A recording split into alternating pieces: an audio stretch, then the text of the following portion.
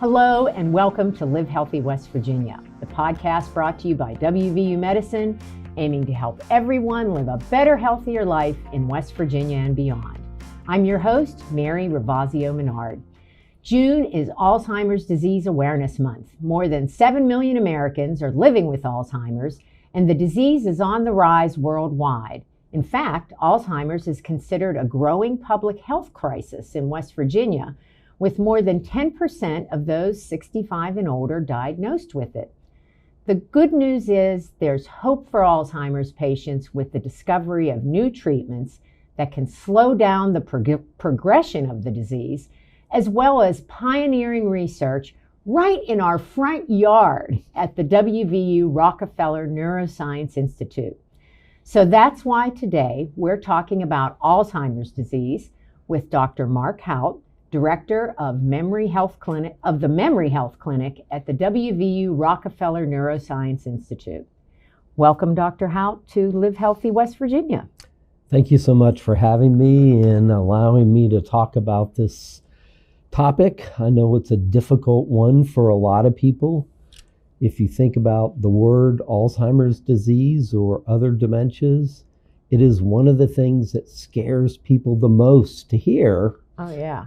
Our job is to help them understand it so it's not quite so scary, but it's also exciting because we are making breakthroughs all the time that can improve people's outcomes and quality of life.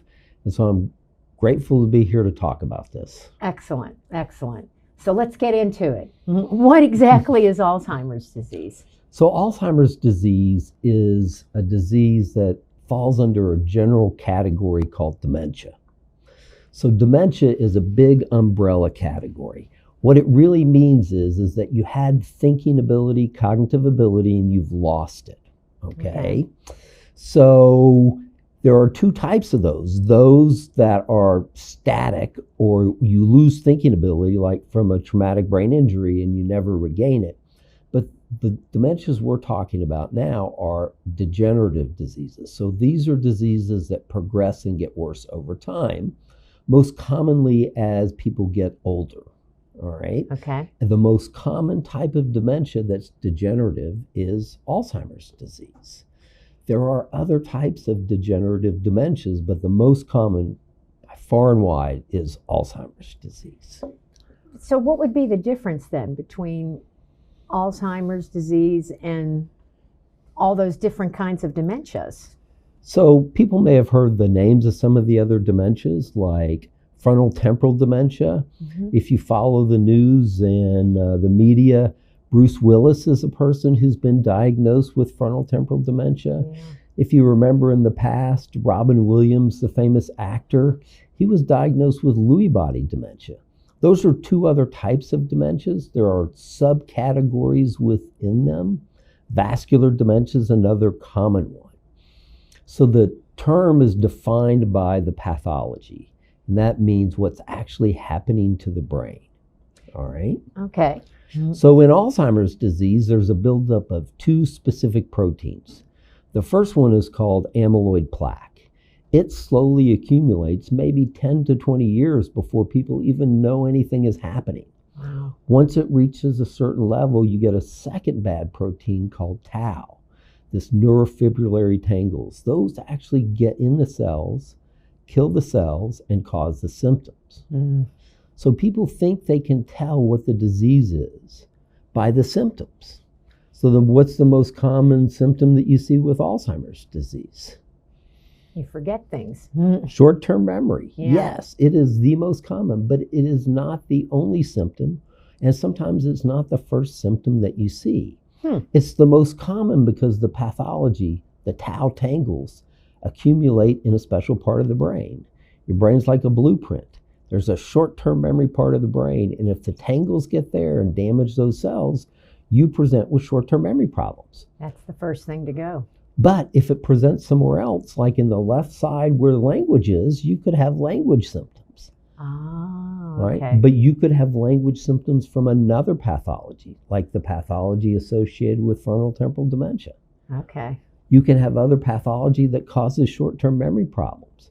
So if you're playing the odds, if somebody comes in with short-term memory problems and they're getting older, you would bet for Alzheimer's because it's the most common type, but it doesn't mean that's exactly what it is. Okay. Clinical presentation doesn't mean exactly the pathology of the disease and the cause. It sounds like it would be very complicated to diagnose. Well, it can be, but we've had some amazing recent breakthroughs. Okay. Let's talk about those. Yes. We love to hear about breakthroughs. So one of the breakthroughs is a little hard for me to talk about because where it was done, and that was at the University of Pittsburgh. So I know a lot of people watching are not necessarily Pitt fans. When it comes to sports, I'm not necessarily a Pitt fan, but it's a really great school. Yeah. They came up with this thing called the Pittsburgh compound, which allows you to use an imaging technique, PET, positron emission tomography, to label and visualize if somebody has amyloid plaque in their brain. Most people think that they can't truly be diagnosed with Alzheimer's until they passed and we examine their brain. This has led to FDA-approved PET scans where we can see if somebody has amyloid built up in their brain to help with that diagnosis. And where it is. Yes, and where it is. That doesn't quite matter as much because it's the amyloid amount that you get that triggers the second process. Where the tau is does matter for your symptoms. Right. The amyloid level is just how much do you have and is it triggering that second process? So we can actually see that in a patient. So if we see a patient, they come in with short-term memory problems, we can tell if it's driven or caused by the presence of amyloid in their brain. Just with a PET scan. Well, yes. And other things. Like I said, it's a complicated process. It is, and a PET scan is complicated too, and none of them are perfect. Sometimes we get results back and we're still scratching our head and learning, but sometimes it's very clear what it is, but sometimes we think it's going to be that, and it's not. Yeah. Well, just last week, the FDA approved a blood test to detect Alzheimer's. Yes. So tell me about that. Is that a big deal? So it's a big deal and it's exciting, but it's not quite ready for prime time, we think. Okay. All right. So the reason it's a big deal is it's complicated and expensive to get an amyloid PET scan. And you have to go through a whole bunch of steps. Oh, yeah. And even though we have great PET facilities here who do amazing jobs with all our patients, it's a limited resource. If you could come up with a blood test as a screener to tell which patient should go down a particular path, it would be much more efficient. So developing these blood tests is a step in the right direction to be able to do that. Okay. All right? As a screener, but not necessarily diagnosis. Okay. So and explain what you mean by what's the difference between screening and diagnosing? So the best predictor that we still have to date, if you're older, if you're going to get Alzheimer's disease, is age. Yeah. Because if you live long enough, most people, almost everybody will get it. Yeah. 50% of people by the age of 85 have at least mild symptoms of it. Okay. So you wouldn't expect that. But if you think about that, many people who are older have very mild symptoms, but they have the disease in their brain. All right. So that means we could theoretically almost treat half the people who are alive if that's what they had. That doesn't make sense. No. Right? And many people have memory problems for a variety of reasons. And so because, again, the resources are limited to see specialists, if you had a screener that says, wow, they have memory problems and they have a blood test that suggests they might have Alzheimer's, then you could get them in more quickly into a specialty clinic, for example. So that's why the blood test is important, because it could be used to direct people who really look like they might have the diagnosis. And send them down a particular path. Right. The reason we care so much about the diagnosis, by the way, is the new treatments that are available. Yeah. Now there's some exciting new treatments. Yeah. I mean, and it's changed just all of a sudden very quickly. I mean, well, Yeah. okay. Tell me about the treatments that you're most excited about. These new treatments are called monoclonal antibodies. Okay. All right. It's a mouthful, but it's really easy to understand. If you just break the word down, mono means one. Yep. Clonal means something you make up in the lab and replicate. Yep. All right. And antibodies, your body has antibodies, but this is an antibody that's made up in the lab to do one thing. And that one thing is amyloid. And what it does is it goes into your body and it targets the amyloid and labels it so that your own immune system goes after and breaks up the amyloid, which Wow. is pretty amazing. Yeah, that is pretty amazing because we didn't hear about monoclonal antibodies till COVID. COVID. Yeah, Right. that someone asked me that. I mean, is this the same kind of? Is this a different kind of monoclonal antibodies? That's Monoclonal Alzheimer's. antibodies, again, is a general term, but they're made up to do specific things and okay. target specific things and not broad things. Okay. And so that's why it's specific. People have been trying to go after the amyloid in the brain for 20, 30 years now, actually. Yeah. They didn't get very good traction for a long time because they couldn't diagnose people correctly. But now that we have the PET scans and we're starting to use blood tests and other things, the study groups are really people with Alzheimer's. If you're trying to treat people for Alzheimer's and they really don't have that, you're not going to have a good success rate. No. So the studies are much better, and we've been able to fine-tune the molecules so that they help clear the amyloid, have less side effects, and actually slow the disease course. How much does it slow the disease course? So the current medications slow it. The standard thing is to say that it slows it 30% at 18 months. That's based upon the clinical trials. Okay. All right. Mm. Why did the clinical trials go 18 months? I don't know. Because they could. Why did they stop at 18 months? Because they showed the effect at 18 months. And so we don't know what happens at the same level of science after 18 months because they break the blinding of the study. That means the people who were getting the non-medicine, the placebo, are switched to the medicine. And everybody knows what everybody's getting, so you can't tell with certainty. They stop at that point because they plan to do that to see the effect. Yeah, yeah. And so it's not really a magic number, but we know from that, in general, most patients who respond will respond within 18 months, and it'll slow the progression 30%. Now, this isn't a cure, No, but it's a big deal. Why is it a big deal? because it's what we call disease-modifying treatment.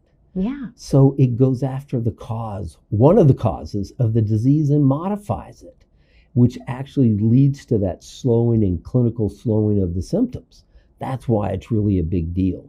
Before, it was really more Band-Aids that really kind of had a limited effect. They're still beneficial, but not the same thing as going after the cause of the disease. So is this something that we know of so far? You just have to stay on them the rest of your life to slow down the progression, or? So there's a number of interesting studies that are finishing up or going on in the future that will help us decide that.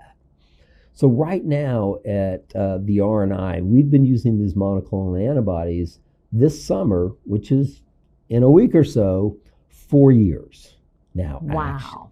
So we used the first medicine, which was called aducanumab, that was approved but not approved for payment by Medicare Services, CMS. We used that early on for people. And I remember 10 years ago when the first data came out about it, I had my eye on it because I thought it might have an effect. And so we started using it then and got some experience with it. We were ready to go because it was disease modifying. We were careful in who we used it with, people who were interested, and we thought it would be safe as we kind of got our feet underground. Now, many people come to see us just to be evaluated for these treatments. But even with 4 years of experience, we're still not sure when to stop. because although we know the drugs lower amyloid, after a while, I'm not so interested in amyloid. I'm interested in how a patient is doing. And we still don't know that if their amyloid is low and we take them off the medicine, if their clinical progression doesn't speed up. We're trying to figure this out. And there's follow-up data that's being presented and published that speaks to the fact for some people, after a period of time, you can actually take them off of the medicine in the future. It all depends on an individual thing. So we're not quite fully there yet. Yeah. We have to figure out how to apply it to an individual. In fact, for one of the new medicines, lecanemab, or Leqembi, as it's called, the FDA earlier this year approved that after 18 months of treatment, that's twice weekly, every 2 weeks, you get an infusion of this medicine. After 18 months, if the patient is interested and the doctors agree, you can switch to what's called the maintenance dose, which is once a month. All right. We're still wrangling with that and trying to understand it, and have a couple patients that we're going to try that with. Okay. To see how it goes, and they're comfortable doing that. So we're still feeling our way for that. So we're hopeful that for some patients, they'll be able to come off. Now, when I first heard about monoclonal antibodies at the time, someone told me at the here in our front yard at the Rockefeller Neuroscience Institute, that there were only at the time, and this was maybe 8 months ago, there were only 8 institutions in the country that were allowed to use this treatment on patients. Has that expanded? I mean, is this more widely used now? So when the first drug 4 years ago was approved, it was a drug made by Biogen. There was a lot of controversy about it. And because Medicare didn't fully approve it and reimburse for it, a lot of institutions, a lot of large institutions, well-known medical centers and teaching hospitals didn't use it. We did. We pushed to be able to offer it to the people of the state of West Virginia because we thought in select cases it might be helpful. Now, a couple years later, a little over 2 years, the second medicine, lecanemab, or Leqembi, came out. And we were ready to go with that because we already had experience. And so we were one of the first institutions in the United States to start using that. And because we had our system all in place, because medicine is a system now, you have to have everything and all the processes. We already had that kind of laid out. We were ready to go with that and have actually been using that for over 2 years. I distinctly recall the 5 people we initially put on that medicine. It was April 2023. They're all still on that medicine. One has transitioned to once a month, all right? And the others are still at every 2 weeks, but we're considering whether or not they want to change. But that's part of that is their call and their comfort level. It's a big deal to get these treatments every 2 weeks. And if we feel safe and they can spend less time with the health system, that's your life is better. I mean, we're nice and great, but being with family and friends and at home is way better than visiting any doctor's office, no matter how beautiful. And being with friends and family, socializing is one of the best things for Alzheimer's, correct? Yeah, if you pair that with diet, Mediterranean diet, which means in practical terms, fresher fruits and vegetables, fresh food, less out of a box, less carbs, less sugar. Notice I'm not saying no. Right. Wherever you are, you want to decrease that, and very lean protein. All right. Chicken and fish are best. If you're going to have beef, you want to use the leaner cuts. But you want to move to that. And you pair it with daily exercise and socializing. Then you can actually slow the progression not only of this disease, but also like frontal temporal dementia. There's good evidence out there that these lifestyle changes help. Pair it with good sleep so that your body's able to recover and restore, which actually, by the way, sleep is when you clear the waste from your brain. So it can be helpful to do that. And also good mental health and good outlook, because when you're stressed, depressed, anxious, it wears you out physically. You can't fight any disease. Plus, quality of life is all about your mood in some instances. So in general, less of the healthcare is better for somebody's Yeah. mood sometimes. Yeah. Now, I always say that at R&I, and when we say R&I, we mean the WV Rockefeller Neuroscience Institute. I always have to remind people that. Yes. The R&I blows my mind on a regular basis. I mean, you guys are always, but I think it's fair to say we are truly, not we, I'm using the royal we here. I use it all the time. It's okay. But truly world leaders in Alzheimer's research, treatment. Am I exaggerating? And you don't like exaggeration, I know. I do not. And what I would say is that we are doing things here that other people are not able to do or allowed to do. And some of the big name places too. Some of the big name places. And so the building I work in is called the Innovation Center. And that's important because it's about innovative ideas for research, pushing barriers, breaking barriers, but also innovation with taking care of patients. And one of the things that we get to do in that building is really take care of patients. Yeah. And we really get to spend time with them and touch their lives. Yeah. And the families notice this, the patients notice this, we take our time. This is tough stuff, these diseases. Alzheimer's or the other dementias, they're very personal. It's still a disease, but it's personal because it affects the things that you know about yourself. And it affects your emotional regulation too.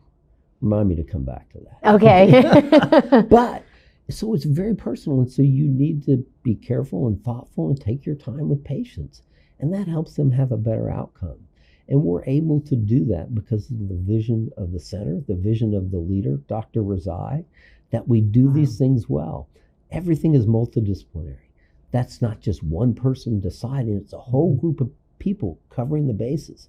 In our memory clinic, our memory conference that we have a couple times a week now, bless them for organizing it and sitting through it, we have all sorts of experts who are there.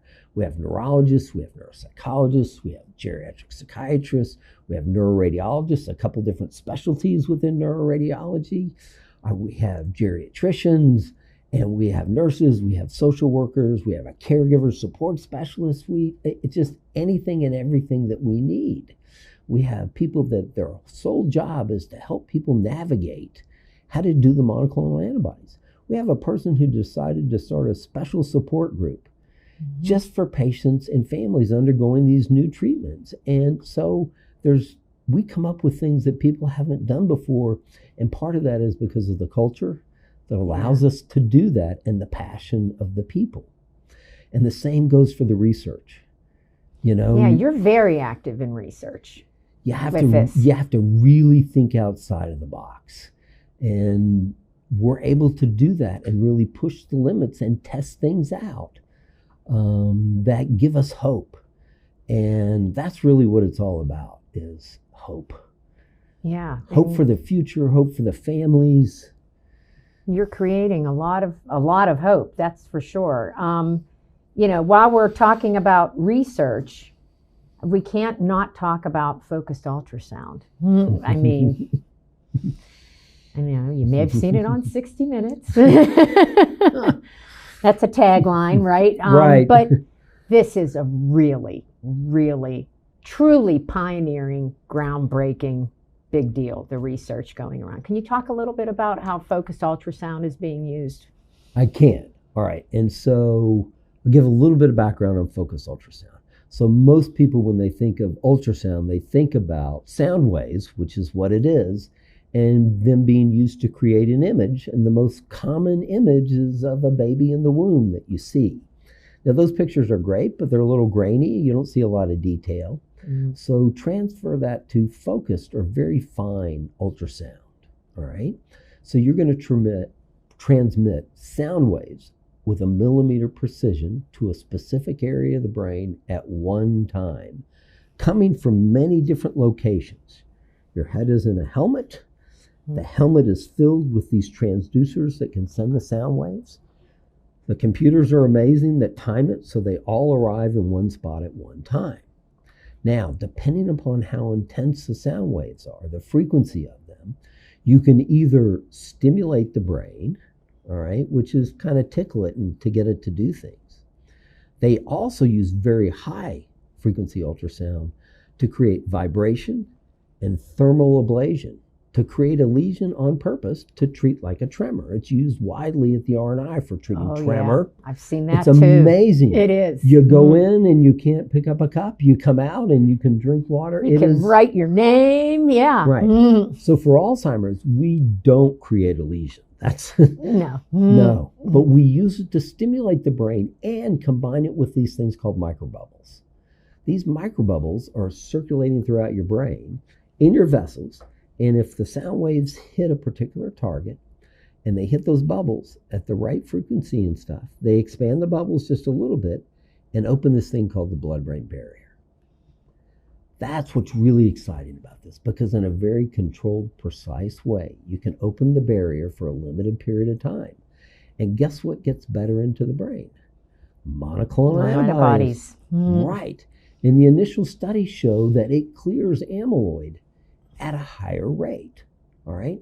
Now, still very experimental, still very proof of concept, but the idea that technically, because we didn't have this, the first patient we did was 6.5 years ago, and that was just opening the barrier, which was amazing. That was so exciting. The most exciting day of my scientific career, to be able to target the hippocampus, the short-term memory part, see the barrier open and then close and the patient be fine. That was amazing. Without an incision. Right. That's what blows my mind. You're not cutting open the head. No, that was amazing. And so now we've gotten to that step where we can introduce these new treatments safely, clear the amyloid in a very specific location. That's what's exciting. The piece to understand, though, is that it's not ready for treatment by a long shot. The amount of brain that we can safely target is so small, and the amount of amyloid, while amazing how quickly we can clear it, is a drop in the bucket, because we're not to the point where we can decrease the amyloid that fills people's brains yet. That's a further step down the road. But the fact that we can show that you can do this safely, now we have to do more technology to be able to target more areas safely, make it more convenient for patients and all these things, and, bring it to the masses. But you're on the right track. Well, you have to start somewhere. Yeah, and it's really the right steps were done in this way for a long time to show the ability to do this. And so it's very exciting, not just for this medicine, but for other medicines in the future. Oh, yeah. That's a big deal. 4 years ago, we didn't have anything like this. No. And so I tell patients and families all the time, let's go on this if it's safe and you want to, because let's slow this thing down, because we don't know what we're going to have next in 4 more years. Yeah, I can only imagine. I mean, the FDA right now is evaluating whether or not people who transition to the maintenance dose can actually get a self-injection at home. Oh, that would be huge. Well, one of the things that we did early on in this process was set up a number of our sites throughout the state as part of the health system to be able to do these infusions that you have to get. So people don't want to travel to Morgantown all the time. Again, it's a burden. West Virginia is not necessarily an easy state to navigate. No, it's not. To get from Princeton to here or somewhere else even farther south is challenging. Yeah. So we can do these infusions all over the state, which is great, but it's still an infusion. It's 2 hours at an infusion center. But if you could get, after a period of time, making sure you're stable and everything is good, you could get an injection at home. That would be, again, life-changing, because more time at home doing the things you love, not in the healthcare system. That's the next great thing, right? Well, it's one of them, and they're working on different forms of the medicine, and they're continually working on going after tau, which is the other protein. When you treat amyloid, it goes down some, but it doesn't target tau specifically. And so all the attempts so far have not been successful, but They will be. Yeah. It's just a matter of time and effort. They will figure it out, and then we'll be able to apply that too. Which is very exciting. It is. I did want to, I kind of jumped the gun here on the new treatments, but to me, that's the most exciting part. It really is. But I do have a few other questions that I think a lot of people want to know. As far as symptoms of Alzheimer's, like how do we tell the difference between a senior moment and which Alzheimer's? We all have. Oh, yeah. I have them. I have them too. I've had like 3 of them just during this show. But, how do you We have know? a clinic for that. Yeah. Yeah. I've heard. So how do you know? That's a tough question, because sometimes it takes a very specific evaluation to be able to determine if this is normal aging, because everybody's thinking skills, like the rest of their body, change with age. Yeah. All right. There are specific signs, though, that we look for that are hints to us. Okay. So the most common symptom, as we talked about, not the only, but the most common symptom is problems with short-term memory. There's a specific problem with short-term memory, and that's getting new memories to stay put and stick. Okay. All right. That's different than them not getting in to begin with. Or they get in there, but you need a hint to pull them out. When memories have trouble sticking, that's a warning sign that we pay attention to. Okay. The most common way to see that in daily life is if people ask the same question over or tell the same story without recognition. All right. Now, everybody does that every now and then. Yeah. But if you start to do that with increasing frequency, or the amount of time that you do it is shorter and shorter, that's a really good warning sign that the particular part of the brain that makes those new memory sticks is not working. Okay. So, for example, if I ask my wife, what time are we going to the thing on Saturday? That's 2 warning signs, right? One, because I said the thing, I couldn't remember the word. And the second one is on Saturday, and she's like, all right, I've answered that question 3 times already, and you keep asking it, and you don't seem to know. Yes. Now, 2 years ago, I might ask twice because I wasn't paying attention. But now I'm asking, and it's within the same day, whereas before it was 2 days in between. Okay. So that's really a sign when the memories aren't sticky. All right? So there's another hint of that you can see other than repeating questions. And that hint has to do with misrecalling things. Oh, okay. What do you mean by misrecalling? So remembering it wrong. Remembering it incorrectly. Okay. And that might be you mix up the timeline for when it happened or when it's going to happen. When we're storing memories good, they are on a timeline. Yeah. When that gets jumbled up, the timeline gets jumbled up. So you have difficulty with that. You lose a little bit of a sense of time about how long it takes or when it's going to happen. Yeah. Or the things that you recall are very similar, but just a little bit different than the actual thing. Yeah. Okay? Yeah. So if you're going to the store and you're supposed to pick up bananas and apples and bread, and you get oranges and rolls, you knew the general things you were supposed to get, but the details did not stick and stay. All right. What about things like, what did I walk into the kitchen for? I just knew 2 seconds ago. Now, what did I come in here for? Oh, I know. That's pretty common. A lot of times we think of that as more of a problem with attention and focus, but it can be an early sign. But it's not as much of a full stop red flag as repeating, for example. Okay. Right? So repeating's a big one. Repeating's a big one, but also misplacing things, or not being able to find where you put them. So constantly hunting for keys, cell phone, wallet, and not recalling where it is, and then finding it in a place like, why did I put it there? And just it not dawning on you. Yeah. So the other aspect of that is whether with hints somebody gets better. Yeah. Yeah. So in school, everybody loves a multiple choice test, not a free recall test. There's a reason for that. Pick C. There's a reason for that. It's easier. Yeah. But if hints don't help, it means the information didn't stay put. Because if the information's in there, that you'll see the hint and go, oh yeah, I got it. Yeah. But Yeah. when we have more than one instance of not recognizing, even though you got the hints and the cues. Yeah. Yeah. And by the way, for family members, if somebody really, the memories aren't sticking, don't prompt them. Don't cue them. Just tell them. Because it's distressing to not remember. Yeah. And people feel bad.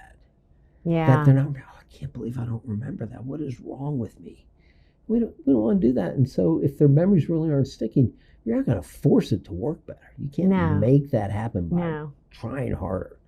The people of this region try really hard and it's great, but for this, just answer the question and it's okay. Yeah. And that creates stress and anxiety, which is also really bad for Alzheimer's, correct? It is, and it's really common. Thank you for the reminder, because I wanted to talk about that. Yes, yes. Nice job. That's why they pay me the big bucks.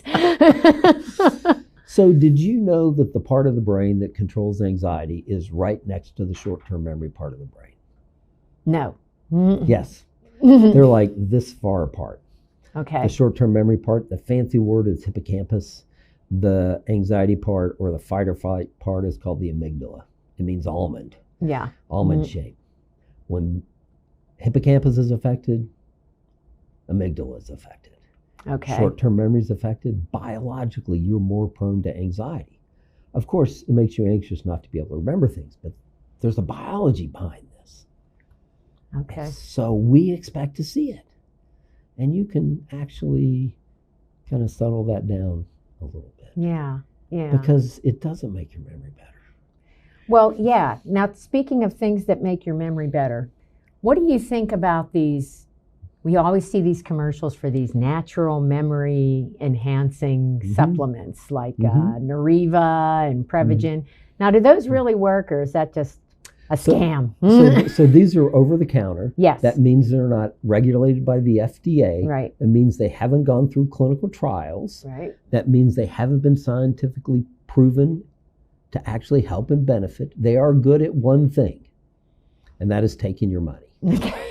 Now, all right. If you have known vitamin deficiencies that can impact your memory or other health, yes, you need to have those supplemented as prescribed by your doctor. Otherwise, you should get all your nutrients from fresh food, fruits and vegetables. And again, if you have a specific deficiency, your primary care doctor can identify that and treat that. Supplements, at this point in time, have not been shown to be effective unless you have a very specific deficiency. So yes, take a multivitamin because that's good for people. Right? Yeah. I take a multivitamin every day. Yeah. As I should, as indicated by as my... I should, yeah. As indicated by... Well, my wife puts it in my memory box. Okay. And there's nothing wrong with using a memory box. I use one too. You know why? Because you know if you took it. Yeah, exactly. It's not a sign of weakness. No. It's a sign of strength. I agree. I totally agree. Now, there was one more other thing I wanted to check with you about. See, I'm having a senior moment. That's okay. But as far as the team, the depth of experience of the team at the Rockefeller Neuroscience Institute, let's talk about that, and why we really are world leaders. So one of the things you have to think about that gives you some perspective on it is years of experience for the total team. Yeah. I can't calculate it because the number's so high. All right, so I'm not going to say how long I've been here, but it's a very long time. Yeah. But there are a lot of other people who are part of the team who've been around here for a long time, doing these kind of things. It's not just the years of experience, but it's the willingness and ability to work together as a team, to learn from each other, to learn every day, because we don't know everything. Yeah. And so one of the best things about the teams that we have is they play well together. They work really well together. I'll tell you a story if I can. So 7 years ago this summer, we went under Dr. Razai's leadership to the University of Toronto. This is before we did our first ultrasound procedure to open the blood-brain barrier. And we learned from their team kind of the procedures because we wanted to see this. And so that was great. And one of the things I noticed is how well their team worked together and how well they talked to each other and learned from each other and just managed, because this is complicated. You got to figure things out on the fly. And I remember thinking to myself, man, it would be awesome if our team worked that well together. You know, I'm a psychologist by training, so I think about those kind of things. I like numbers too, but I'm thinking team. Yeah. And I have to tell you that with the focus ultrasound, man, is it a team effort. Oh, yeah, I've seen it. To figure things out on the fly, you know, whether it's Dr. Zai, Dr. Carpenter, Dr. Mehta, the anesthesiology team, whatever it is, Dr. DeHaas videoing in from Paris, and, you know, it's amazing how well they work together to figure it out and do the best job possible. We've been able to translate that same kind of thing into the clinical care, where people listen to each other. People say, Mark, stop, listen to this. Yeah, yeah. And I do. I stop and I listen and I learn. Every conference I learn something new. That's because great. It's all about being able to move forward. And so tons of years of experience put together, hundreds, Yes. which is amazing. It is amazing. But it's the people. Yeah, it really is. I also wanted to bring up the point of, if you suspect you or a loved one may have these symptoms of Alzheimer's, why is it really important not to put it off? Yeah. So people put it off because it's frightening. Yep. They hate the word because it's scary and it's very personal. But now with these new treatments, the sooner you identify, the better. I mean, Because early intervention, it makes a huge difference. These medicines work so much better. Yeah, yeah. If you catch it early, right when the amyloid is just really starting to accumulate and you have very mild symptoms, the goal is to really slow it down and keep you where you are for as long as possible. Think about a train coming down the tracks. Once it gets a full head of steam, you can't put anything in front of it to slow it down. No. And so when it's just building up steam, you can make interventions. Even the lifestyle things, the sooner you do them in life, the better. Yeah. It'll make a difference long term. And use your brain. Crossword puzzles, I don't know if it's specific, but use your brain in new creative ways. That's why we like socialization. Every interaction is different. Yeah. Have I ever talked about this stuff before? Yes, every day, all day. But talking about it with you here in this setting is a brand new experience for me. That stimulates my brain in ways it's not stimulated in any other way. And so it's a new experience. Yeah. Socialization is that best stimulation. If you like crossword puzzles, you like jigsaw puzzles, you like other games, yes, do those because they bring you joy and they make you think. But interact and learn new things. Yeah. But if it's hard and it frustrates you, don't do it. No. Things that bring you joy. Yes, joy is important. Yeah, it is. It is. So before we go, what is the most important thing you want people to know about Alzheimer's disease? Give me the big takeaway.